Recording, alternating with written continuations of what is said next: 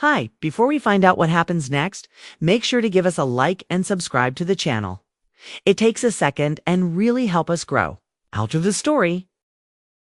The phone rang just as I was setting down my coffee. It wasn't the sound that made my heart skip, but the feeling that came with it, like the air shifted, and somehow I already knew nothing would be the same after I picked up.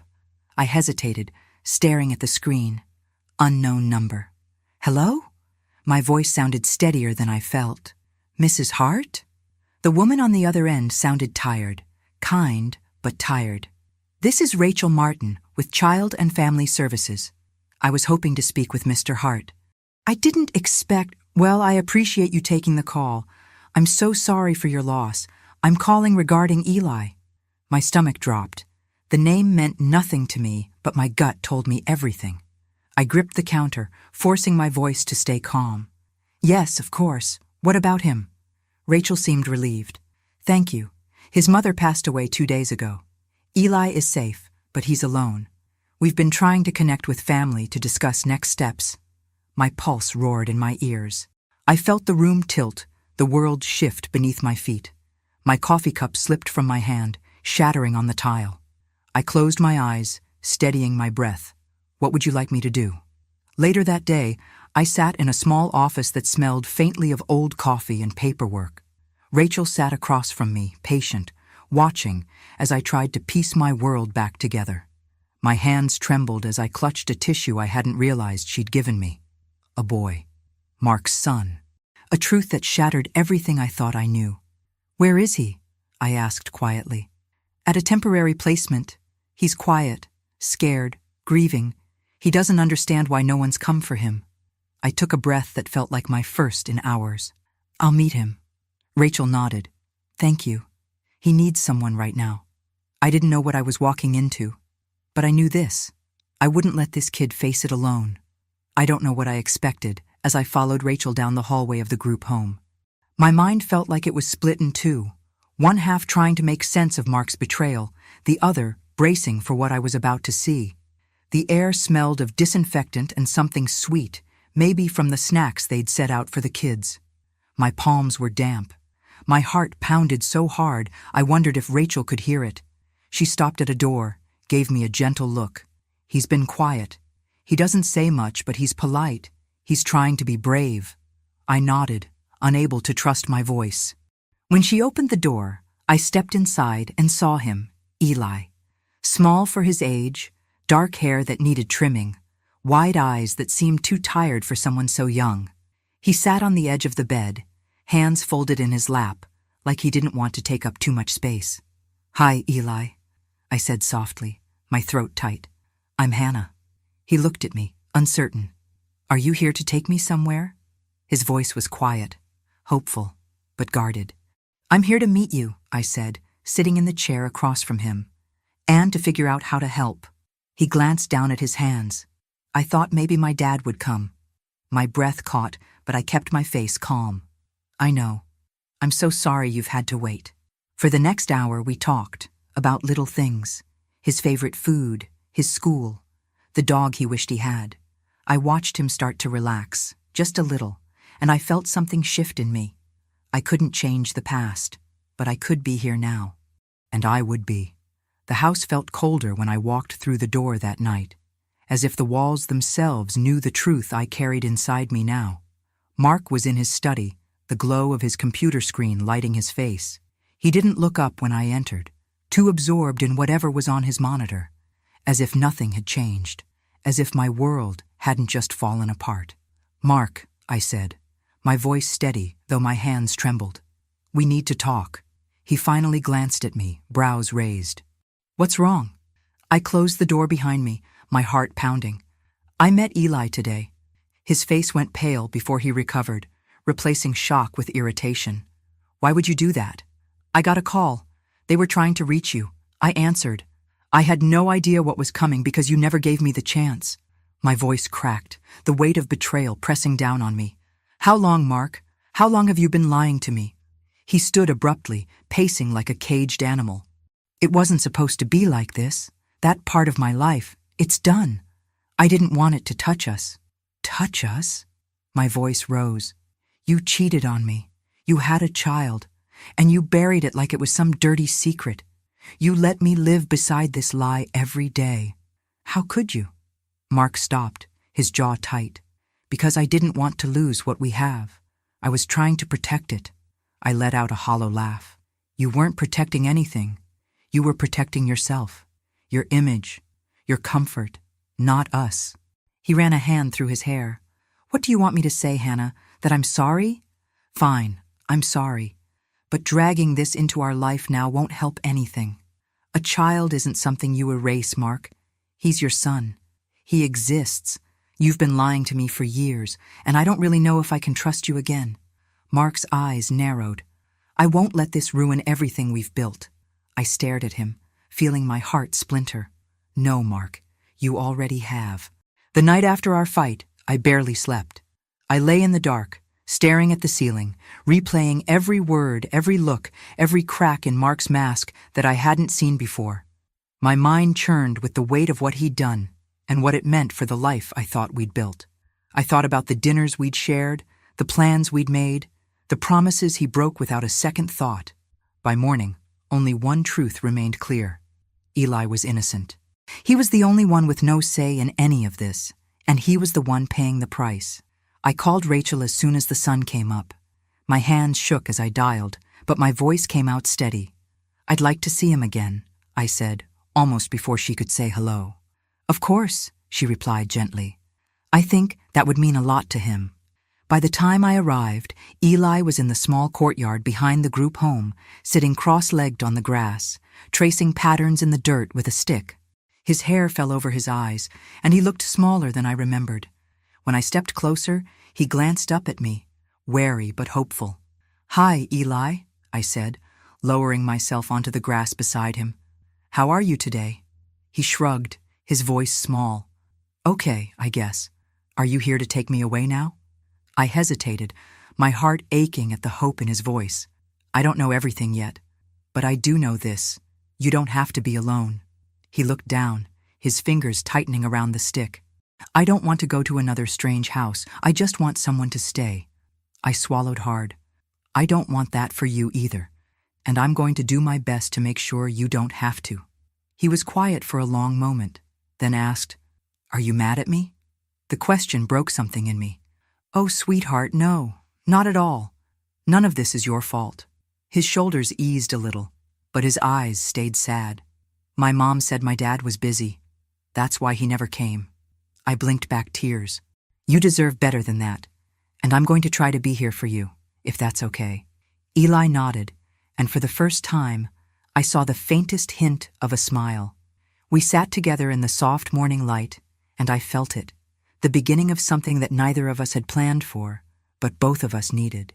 Bringing Eli home felt like the only choice that made sense, no matter how impossible everything else seemed. He clutched my hand as we stepped through the door, his eyes wide with uncertainty. I guided him inside, speaking softly, showing him where things were, the kitchen, the living room, the guest room that would now be his. That night, after a simple dinner, I helped him settle into bed. He hesitated at first, glancing around the unfamiliar room, but when I pulled the blanket up around him and sat beside him, he let out a small sigh. Will I stay here long? He whispered. As long as you need to, sweetheart, I said, brushing the hair from his forehead. You're safe here. His eyelids grew heavy, and soon he drifted off, his breathing soft and even. I stayed for a moment, watching him sleep before slipping out and closing the door quietly behind me. It was later, when the house had gone still, that Mark came home. I was waiting for him in the living room, the weight of what I'd done already settled in my bones. The door opened, and when he saw me, his eyes narrowed immediately. Where have you been? He asked, pulling off his coat. I brought Eli here, I said, my voice steady, despite the storm building inside me. Mark froze, then let out a sharp, bitter laugh. Unbelievable! You really did it. He's your son. He needed a home. You had no right, he hissed, stepping closer. You think you can make decisions like this without me? This is my house, Hannah, my life, and you're dragging us into a mess that isn't ours. Not ours? I shot back, my voice rising. You made this mess, Mark. You lied to me, you abandoned him, and now you want to act like none of it matters? His expression hardened. I won't let this destroy everything we've built. If you want to play saint, do it somewhere else. The accounts will be changed. The house is mine. You and that kid, you're on your own. I stared at him, stunned by how small he seemed in that moment. You'll regret this, Mark, but I won't let your cruelty define us. The days that followed were a blur of paperwork, calls, and quiet determination. I packed what I could in silence, not for Mark's sake, but to shield Eli from the storm he didn't deserve to see.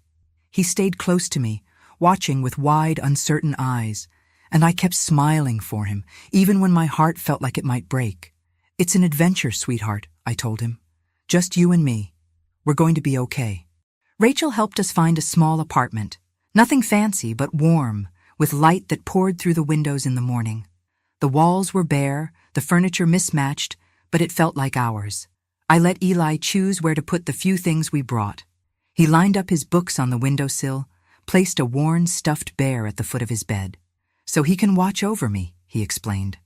That first night, I heard him crying softly after I turned out the light. I sat on the edge of his bed and smoothed his hair back from his face. Will we have to leave here too? He asked, his voice small, full of fear I couldn't bear to hear. No, baby, I said, pulling him close. This is our home now. No one can make us leave.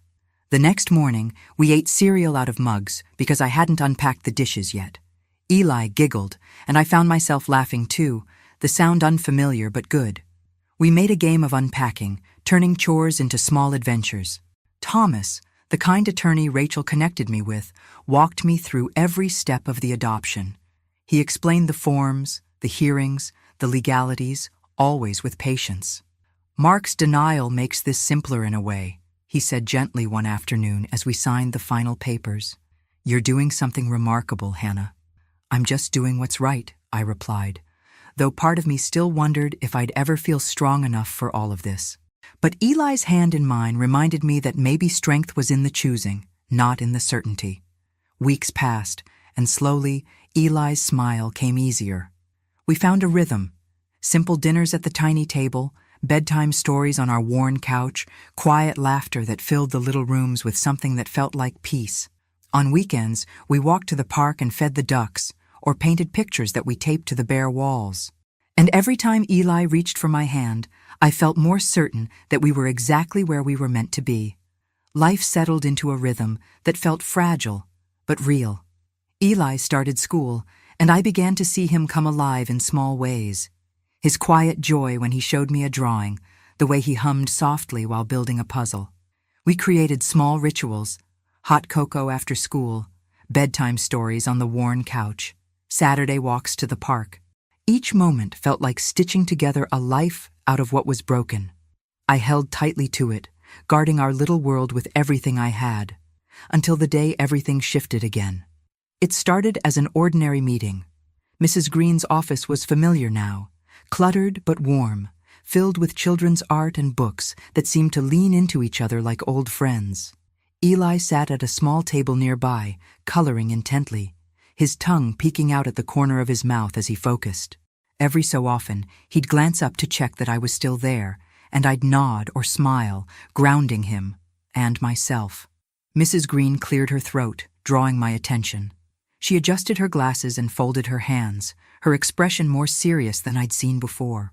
Hannah, there's something I need to share, something I just confirmed with the probate attorney. My heart began to pound. I sat up straighter, every nerve on edge. What is it? She hesitated, and in that pause I felt the room narrow, the air thicken. Eli's maternal grandfather left him a trust, a significant one. His mother never touched it. It's been quietly managed all this time, and now it belongs to Eli. The words seemed to float above me at first, as if I couldn't quite catch their meaning. A trust, significant, managed. Mine and Eli's world had been so focused on getting through each day that the idea of security, of stability, felt almost too big to grasp. What does that mean? I finally asked, my voice unsteady. For him? For us? Mrs. Green's smile was small but certain. It means he has a future, Hannah. It means you both do. His education, his care, a home. You don't have to worry the way you have been. You can focus on being a family, not just surviving. I sank back in my chair, tears stinging my eyes, the weight of months of struggle and fear suddenly, blessedly, lighter. I looked at Eli, just as he glanced up, his smile shy but certain, and I realized he had no idea how much his world had just changed. I reached for his hand, squeezed it gently. Mrs. Green began to outline the next steps, but her voice felt distant. I was thinking of the nights spent wondering how I'd hold everything together, of the promises I'd made to Eli when I wasn't sure I could keep them. And now, against all odds, there was hope. Not just a glimmer, but something real, solid, the kind of hope that lasts.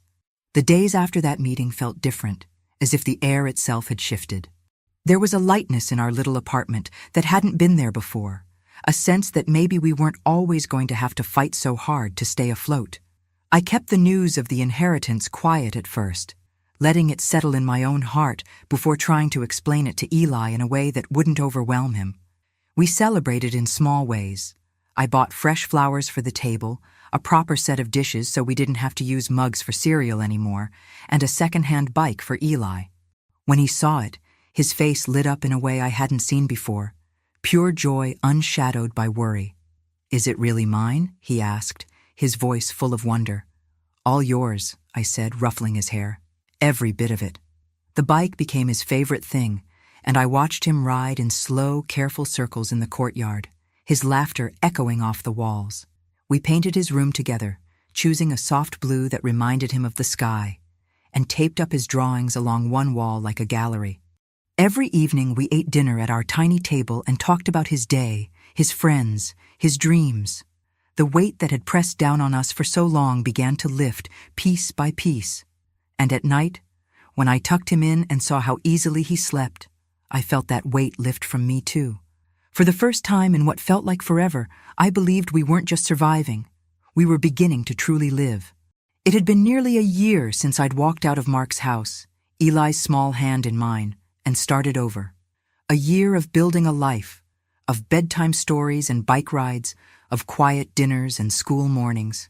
A year of Mark staying silent, pretending none of it had ever happened. That night, I was cleaning up after dinner when I turned on the television for a bit of background noise. The anchor's voice caught my ear, firm, measured, the kind they used when delivering bad news. And then I heard the name. Local councilman Mark Hart is facing public backlash after reports surfaced that he abandoned his biological son following the boy's mother's passing. Sources confirm Mr. Hart took no legal or financial responsibility for the child, despite his public image as a family man and advocate for children's programs. I froze, dish towel in hand, as images flashed on the screen. Mark at a charity gala, shaking hands, smiling that polished smile. And beneath the images, the truth ran like a banner for all to see. I sank onto the couch, heart pounding, the weight of so many sleepless nights finally lifting. The world knew now. I hadn't said a word, hadn't tried to expose him. The truth had found its way, as it always does. From his room, I heard Eli humming to himself, working on a puzzle. I stayed there for a moment longer, letting the relief wash over me. And then I turned off the TV, ready to leave the past where it belonged. The news spread faster than I expected. By morning, it was on every local channel, in headlines online, whispered in coffee shops and across office cubicles. Mark's polished image, his speeches, his charity appearances, his carefully cultivated persona, was crumbling under the weight of his own choices. I didn't have to say a thing. The truth did the work. I caught a glimpse of him on the television again, this time leaving a building with reporters pressing in around him. He kept his head down, muttering, "No comment," as cameras flashed. There was no trace of the confident man who used to stand at podiums, no sign of the charm he'd once worn like armor. In the days that followed, I heard from people I hadn't spoken to in months, some offering quiet support, others too embarrassed to say much at all. Invitations for Mark dried up. His business contacts distanced themselves. The polished mask he'd worn for so long had cracked beyond repair, and what lay beneath wasn't something people wanted to align themselves with. I didn't gloat. I didn't need to. Every evening, I focused on Eli, on homework at the table, on bike rides through the courtyard, on bedtime stories that made him giggle. That was our victory. That was enough. It was a week after the headlines broke that Mark reached out. A message on my phone I almost didn't see at first, simple and stripped of the bravado he used to carry. "Can we talk?" That was it. No apology, no explanation. I debated ignoring it, but in the end, I agreed to meet him. Not for him, but to close the door properly. We chose a quiet cafe on the edge of town, somewhere no one would look for drama. When I arrived, Mark was already there, looking smaller somehow, like the weight of the past year had finally caught up with him. His suit didn't fit as well. His eyes were tired. His hands fidgeted with the edge of a napkin. He stood as I approached, but didn't try to hug me. He knew better. "Thank you for coming," he said, his voice low. I sat, folding my hands calmly. "What did you want, Mark?" He hesitated. "I thought maybe we could talk about how things are, about Eli." I kept my tone steady. "Eli's fine. He's happy, and he doesn't need anything from you." Mark swallowed hard. "I made mistakes. I didn't think it would end like this. It didn't have to," I said softly. "But these are the choices you made." He looked down. "People won't even return my calls." "I'm sorry for that," I said, meaning it, but not offering more. "But I'm not the person who can fix that for you." The conversation ended shortly after. I left feeling lighter, certain that the chapter was finally closed. Eli, blissfully unaware, was home reading when I returned, his world untouched by the storm outside. And that, I thought, was my real peace. The weeks that followed were the calmest I'd known in a long time. With Mark's shadow finally behind us, Eli and I settled into our life with a sense of ease that had once felt out of reach. Our small apartment, filled with sunlight and laughter, felt like home in every way that mattered. The inheritance gave us security, yes, but more than that, it gave us freedom. I left my job at the office and opened a small art studio, something I'd dreamed of for years but never dared pursue. Eli thrived at school, his confidence growing with each passing day. His teachers spoke of his kindness, his curiosity, the way he helped others without being asked. At night, we would cook dinner together, play board games, and talk about the day. The weight of survival had lifted, and in its place was joy. One spring afternoon, the school invited parents to a showcase. Eli had been part of a group project, and he beamed as he stood beside his classmates, pointing out the parts he'd worked on. I stood at the back of the room, my heart full, watching him shine. And that's when I saw Mark.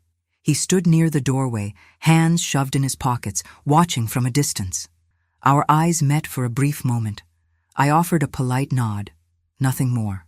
He nodded back, small, awkward, out of place. He had no part in this world we'd built. And as I turned back to Eli, I felt no bitterness, no anger, just gratitude that I'd chosen the path I had. When the event ended, Eli ran to me, his eyes bright. "Did you see me, Mom? Did you see what we made?" "I did," I said, hugging him tightly. "I saw everything." And as we walked home together, his hand warm in mine, I knew we were exactly where we were meant to be.